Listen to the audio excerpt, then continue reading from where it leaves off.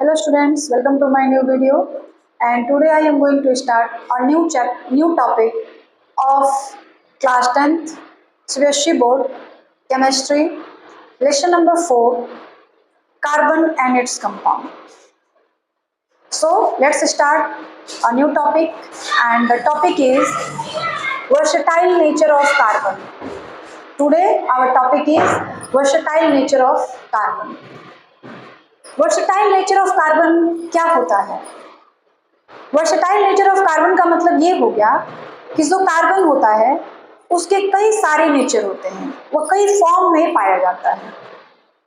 क्यों? क्योंकि आज तक कार्बन के सभी एलिमेंट अपने अपने कंपाउंड का फॉर्मेशन करते हैं, किसी दूसरे एलिमेंट के साथ जुड़कर, किसी दूसरे एलिमेंट के साथ रिएक्शन करके नए नए कंपाउंड का फॉर्मेशन करते हैं। कार्बन भी ऐसा करता है, कार्बन भी दूसरे एलिमेंट के साथ, दूसरे एटम्स के साथ मिल करके नए कंपाउंड का फॉर्मेशन करता है।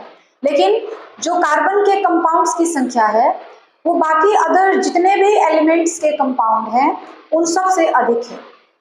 Near about 3 millions organic compounds present हैं, कार्बन के कंपाउंड्स इस अर्थ पे प्रेजेंट हैं। 3 मिलियंस, जो कि बहुत ज़्यादा है।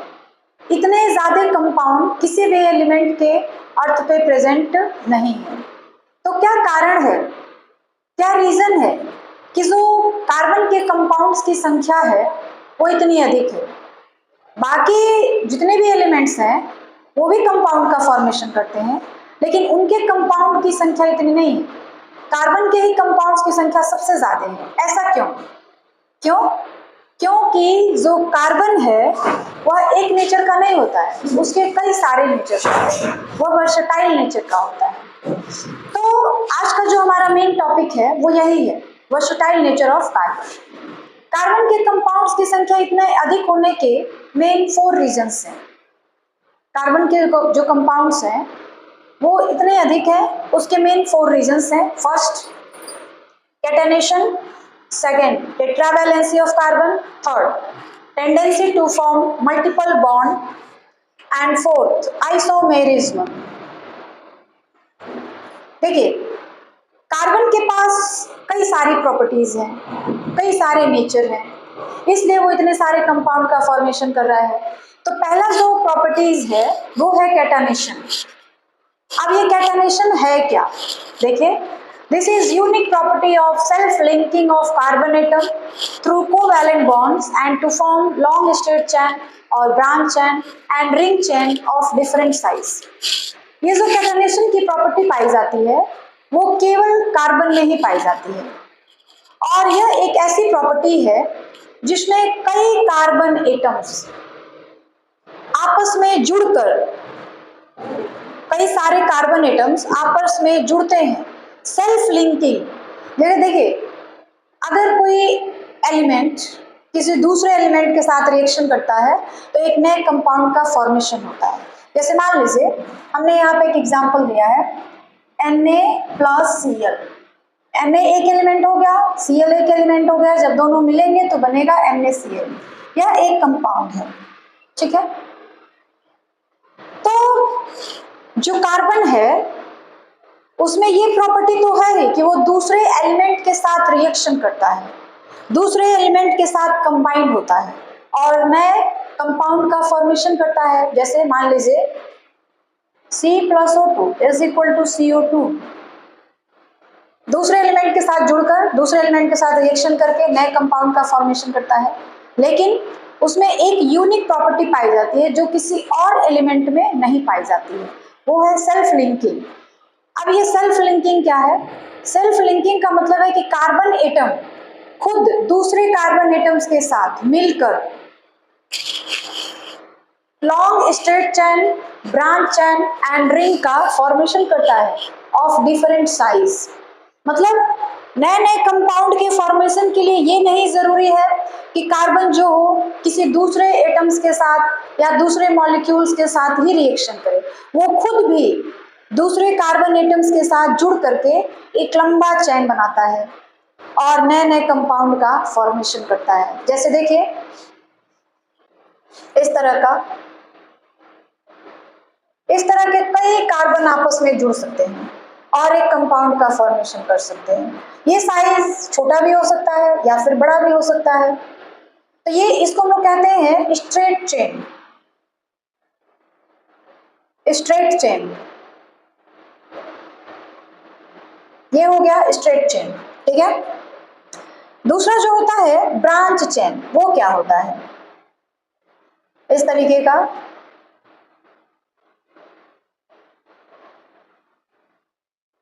ये ब्रांच चेन हो गया, ऊपर भी हो सकता है नीचे भी हो सकता है, तो इसको हम लोग कहते हैं ब्रांच चेन, ब्रांच चेन। उसके बाद ring of different size. Ring का मतलब होता है सारे कार्बन खुद से जुड़ जुड़ करके एक रिंग का फॉर्मेशन करते हैं। जैसे मान लीजिए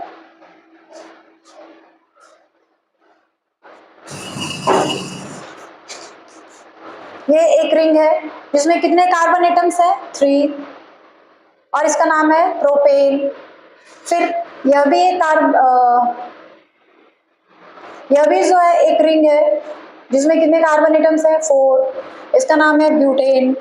फिर आप इस तरह का भी कार्बन एटम का जो रिंग है उसको बना सकते हैं।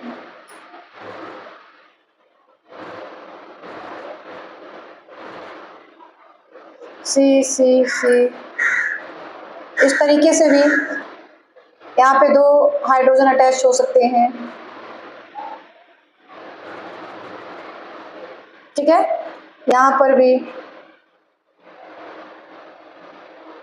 और यहाँ पर भी 2 तो हो ही चुके हैं।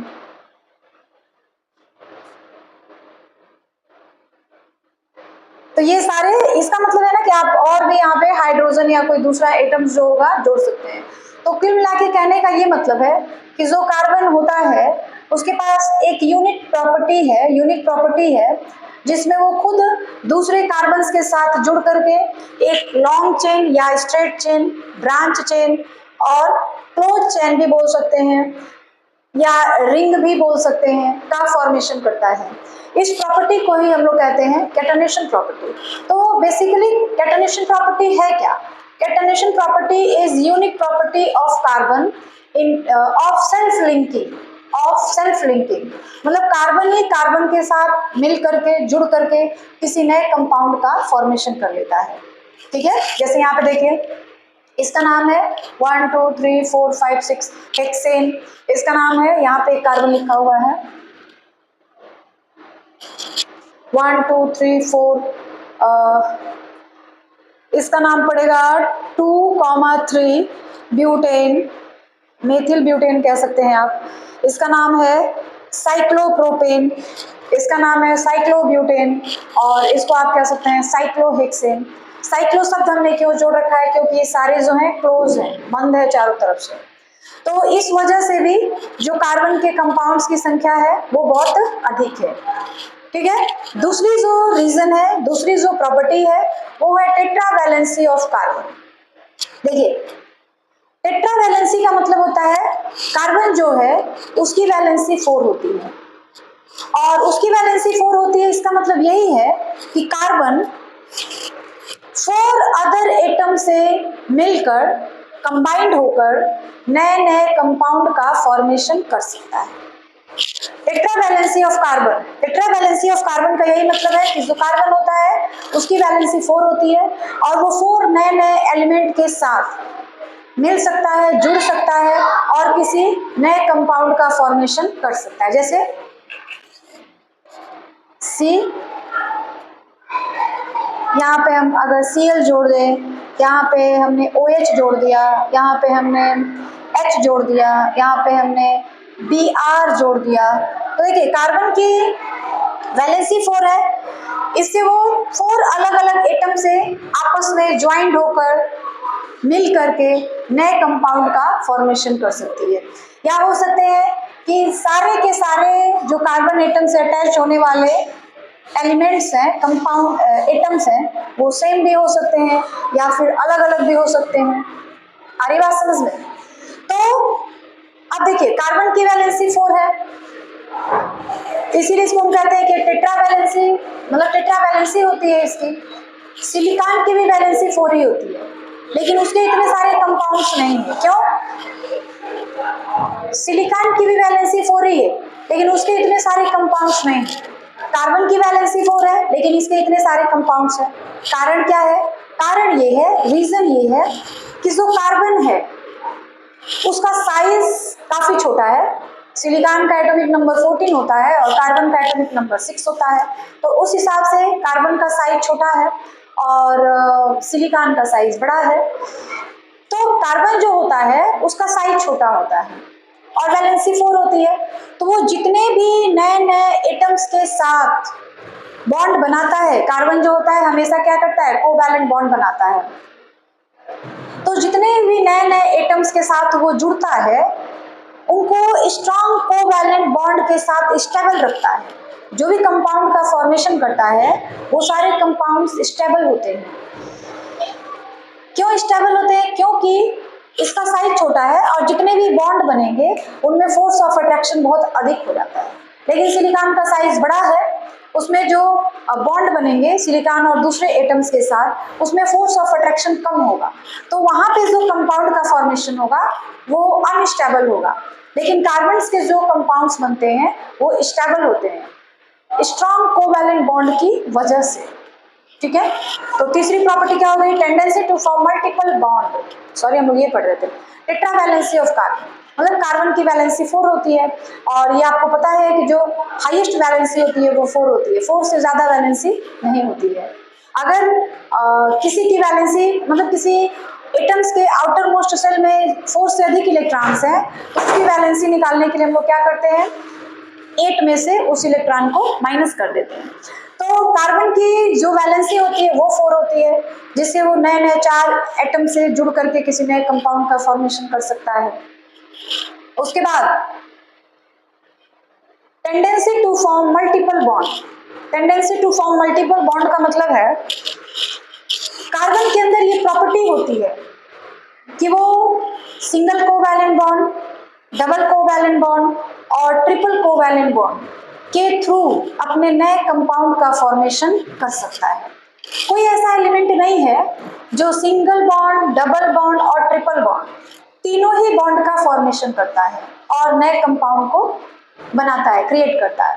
कार्बन एक ऐसा यूनिक एटम्स है जिसके अंदर ये टेंडेंसी होती है कि वो जब नए कंपाउंड का फॉर्मेशन करता है तो सिंगल कोवैलेंट बॉन्ड भी बना सकता है, डबल कोवैलेंट बॉन्ड भी बना सकता है और ट्रिपल कोवैलेंट बॉन्ड भी बना सकता है। तो यह भी एक रीजन है कि कार्बन के जो कंपाउंड्स हैं उनकी संख्या इतनी अधिक है। जैसे देख लीजिए यहाँ पे, जैसे मान लीजिए हमको मेथेन बनाना है, तो मेथेन का क्या होता है? CH4, यानी 4 कोवैलेंट बॉन्ड के थ्रू हाइड्रोजन कार्बन के साथ जुड़े हुए हैं। यहाँ पे जितने भी बॉन्ड बनाए गए हैं वो सारे के सारे सिंगल कोवैलेंट बॉन्ड हैं।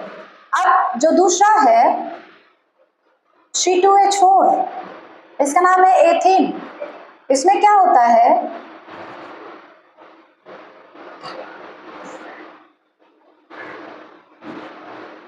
कार्बन और कार्बन के बीच डबल कोवैलेंट बॉन्ड बना हुआ है। इस कार्बन के बीच और इस कार्बन के बीच डबल कोवैलेंट बॉन्ड बना हुआ है। और तीसरा C2H2,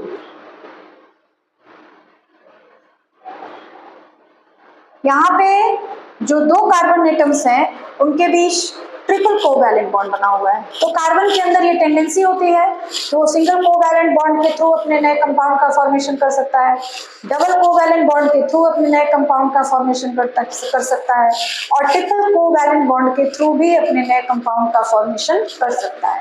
इसलिए भी कार्बन के जो कंपाउंड्स हैं वो इतने अधिक मात्रा में हैं। ठीक है, क्लियर हो गई बात? आगे बढ़ा जाए। Okay, so our next topic is isomerism. This is most important topic for your board examination.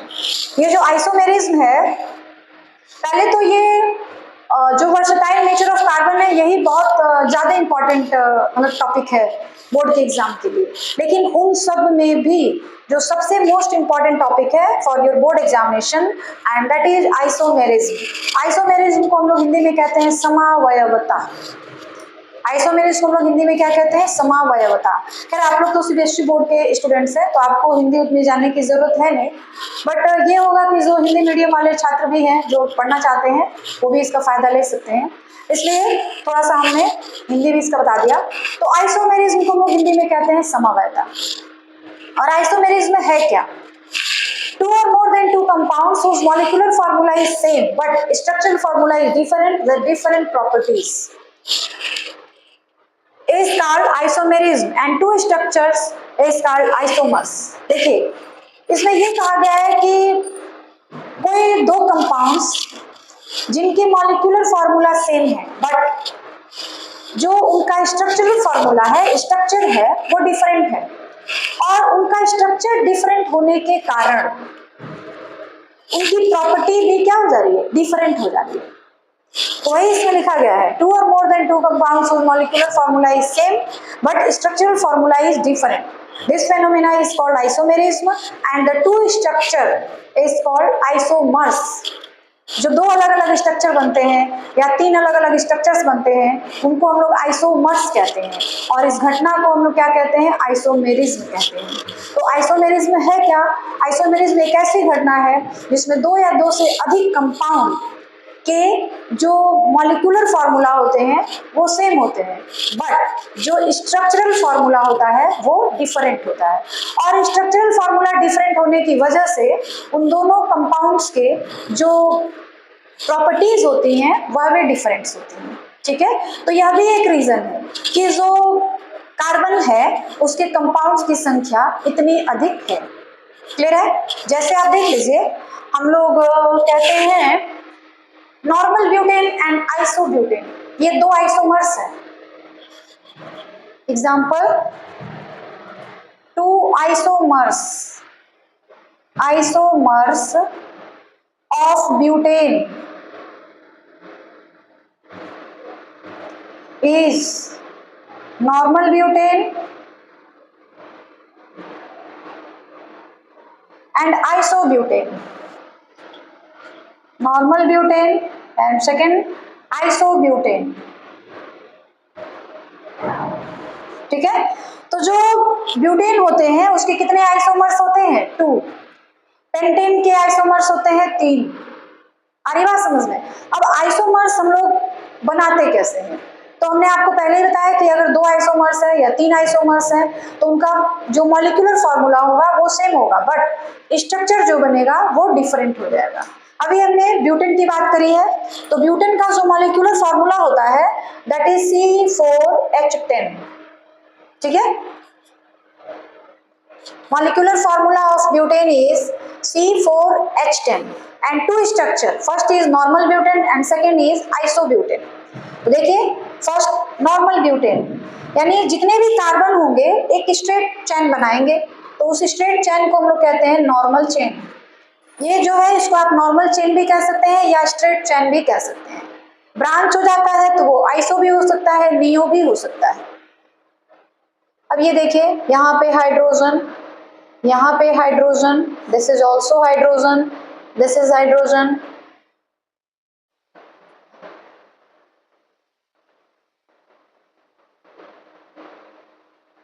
इसको हम लोग कहेंगे नॉर्मल ब्यूटेन। इसलिए नॉर्मल ब्यूटेन जो होता है उसमें कार्बन की संख्या 4 होती है एंड हाइड्रोजन की जो संख्या होती है वो होती है 10। तो आप काउंट कर लीजिए, कार्बन की जो संख्या है, number of carbon is 4 and number of hydrogen is 10। This is called normal butane, normal butane. And second one is isobutane. तो आइसोब्यूटेन किस तरह से होता है?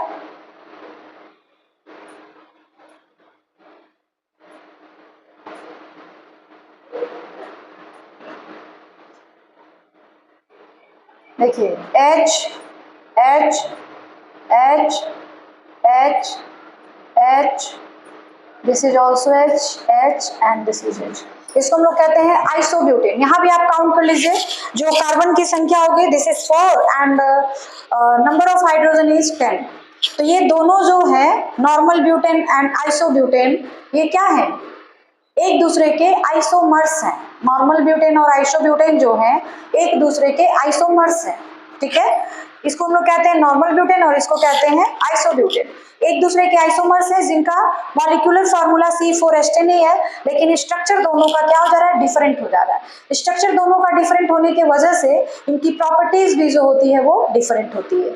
इसी तरह से जितने भी हाइड्रोकार्बन्स होते हैं सभी में ये आइसोमेरिज्म की घटना पाई जाती है, ठीक है।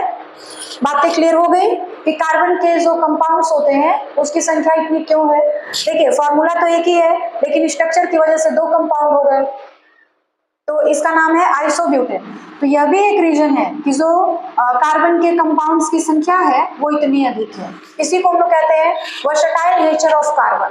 मतलब यह कार्बन के कंपाउंड की संख्या इसलिए भी अधिक है क्योंकि जो कार्बन होता है उसका जो नेचर होता है वो वर्सटाइल होता है, और वर्सटाइल नेचर का मतलब उसके बहुत सारे डिफरेंट डिफरेंट प्रॉपर्टीज होती है, डिफरेंट डिफरेंट नेचर्स के उसकी प्रॉपर्टीज होती हैं। तो ये मेन उसमें 4 रीजन है कि कार्बन के कंपाउंड्स की संख्या इतनी अधिक क्यों होती है। वैसे ये सारा टॉपिक ही इंपॉर्टेंट है, बट जो लास्ट टॉपिक है isomerism, this is most important for your board examination. तो सारी बातें क्लियर हो गई आपको। नेक्स्ट आगे चला जाए। Now one question related to isomers and question is write all the isomers of butane and pentane। आपको ये बताना है कि जो ब्यूटेन है और जो पेंटेन है इसके कितने आइसोमर्स होते हैं, कौन कौन, उनका स्ट्रक्चर भी बनाना है, ठीक है। तो ब्यूटेन जो होते हैं उसके 2 आइसोमर्स होते हैं और पेंटेन जो होता है उसके 3 आइसोमर्स होते हैं, ठीक है। ब्यूटेन का जो फॉर्मूला होता है molecular formula this is C4H10 और पेंटेन का जो होता है C5H12। अब इनके आइसोमर्स लिखते हैं हम लोग, कैसे लिखेंगे, 2 आइसोमर्स ऑफ ब्यूटेन, एक होगा normal butane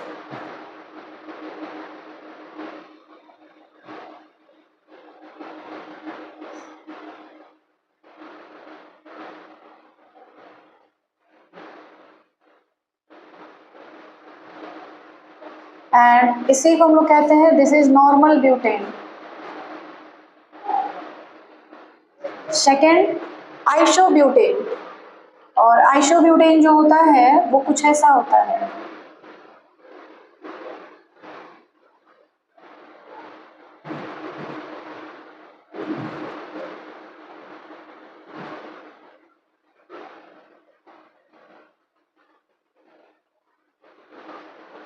this is isobutane. अब पेंटेन की 3 आइसोमर्स होते हैं उसके,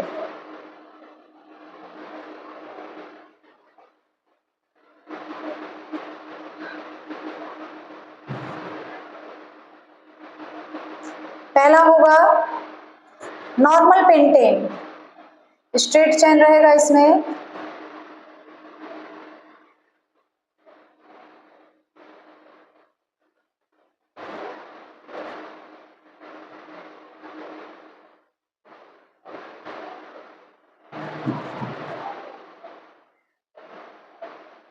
this is normal pentane.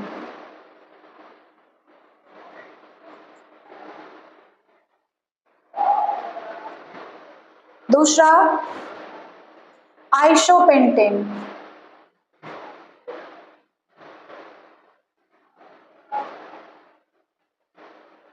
C5 है ना,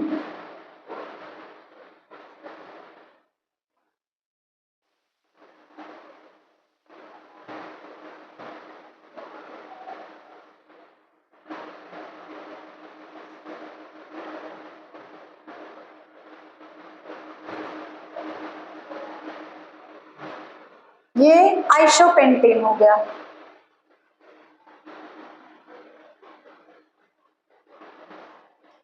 जब ये जो ब्रांच रहेगा ना ये या तो केवल ऊपर हो या तो केवल नीचे हो तो इसको हम लोग कहेंगे आइसोपेंटेन। और जो तीसरा होगा नियो, तो वो ब्रांच ऊपर भी जाएगा और नीचे भी आएगा। तो तीसरा जो आइसोमर्स है this is neopentane.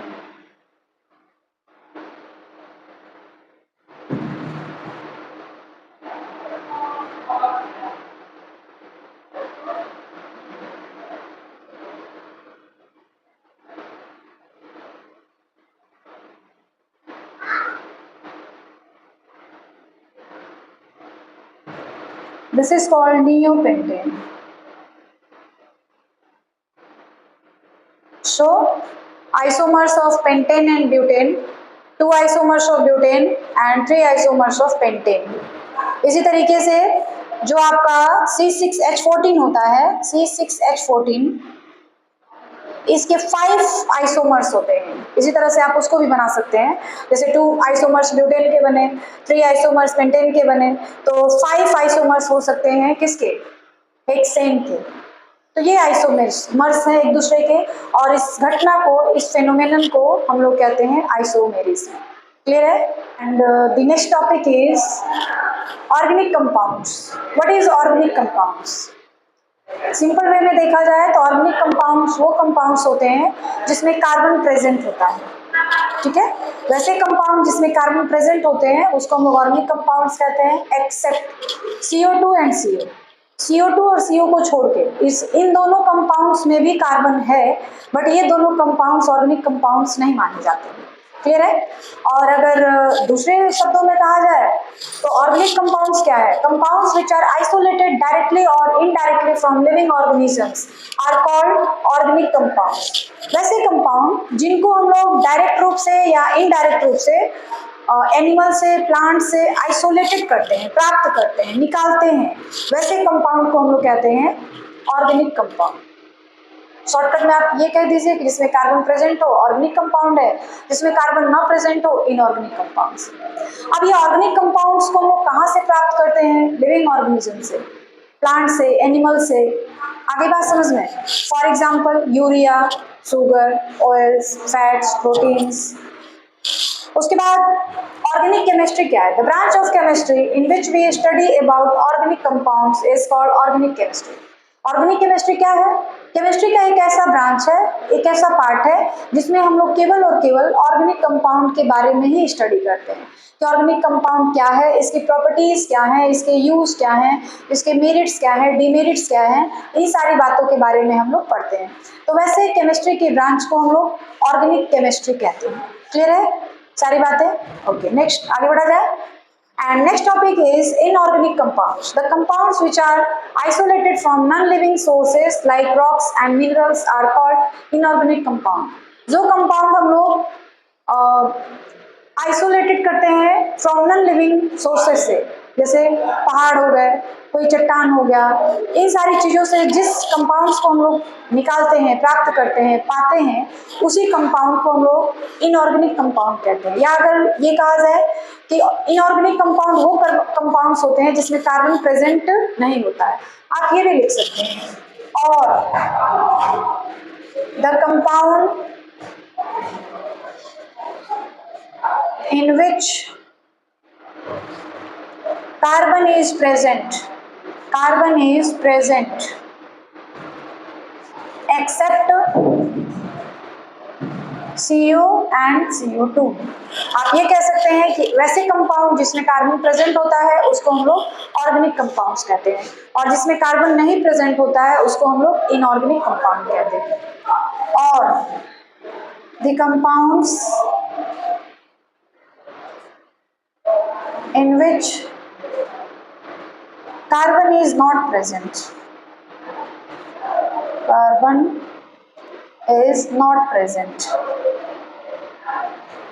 is called inorganic compound।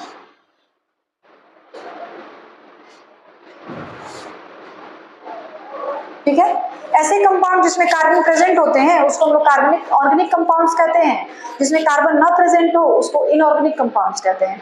Organic जो कंपाउंड्स होते हैं उनके सोर्सेस क्या होते हैं? तो living things and living organism. और जो इनऑर्गेनिक कंपाउंड्स होते हैं उनके सोर्सेस क्या होते हैं? Non living things, non living organism. ठीक है, और इनऑर्गेनिक केमिस्ट्री क्या है? The branch of chemistry in which we study about inorganic compounds and its property, जिसमें हम लोग इनऑर्गेनिक कंपाउंड की प्रॉपर्टी, उसके मेरिट्स, उसके डिमेरिट्स, उसके यूज, इन सारी बातों के बारे में पढ़ते हैं। उस केमिस्ट्री के ब्रांच को ही हम लोग इनऑर्गेनिक केमिस्ट्री कहते हैं। इतनी बातें क्लियर हो गई? नेक्स्ट जो हमारा टॉपिक होगा वो होगा विट्टल फोर्स थ्योरी। अब ये विट्टल फोर्स थ्योरी क्या है इसके बारे में हम लोग आगे पढ़ेंगे। ठीक है।